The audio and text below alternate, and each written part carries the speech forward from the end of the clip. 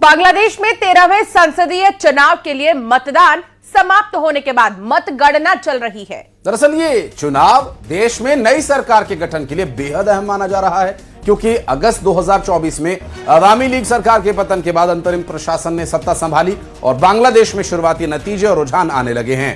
Bangladesh nationalist party ने 175 plus सीटें जीत ली हैं, तो वहीं जमाते इस्लामी के नेतृत्व वाले गठबंधन के खाते में 30 सीटें आई है। बीएनपी चीफ तारिक रहमान दोनों सीटों पर जीत गए और 208 सीटों के नतीजे आना अभी बाकी। और इस दौरान यूनुस ने कहा कि नए बांग्लादेश का जन्म हुआ। दूसरी तरफ पूर्व प्रधानमंत्री शेख हसीना ने चुनाव को फर्जी बताते हुए रद्द किए जाने की मांग की।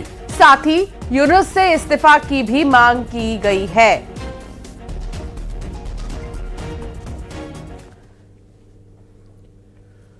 जगत गुरु रामभद्राचार्य के शिष्य आशुतोष ब्रह्मचारी महाराज ने शंकराचार्य स्वामी अभिमुक्तेश्वरानंद के शिविर में बच्चों के यौन शोषण का आरोप लगाया। आपको बता दें कि 8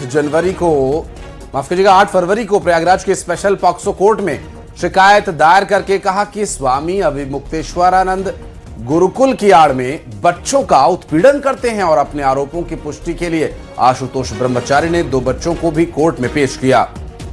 उन्होंने कहा कि अभिमुक्तेश्वरानंद अवैध गतिविधियों में शामिल हैं, उनके पास आय से भी ज्यादा संपत्ति है, इसकी निष्पक्ष जांच कराई जाए।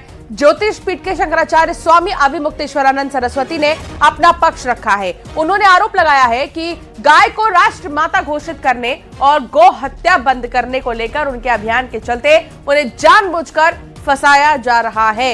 आरोप है कि उन पर झूठे आरोप लगाए जा रहे हैं और साथ ही उन्होंने ये भी कहा कि ऐसे आरोप लगाए जा रहे हैं जिनकी सभ्य समाज में कल्पना भी नहीं की जा सकती, लेकिन हम लोगों ने सभी प्रमाण कोर्ट के सामने रख दिए हैं।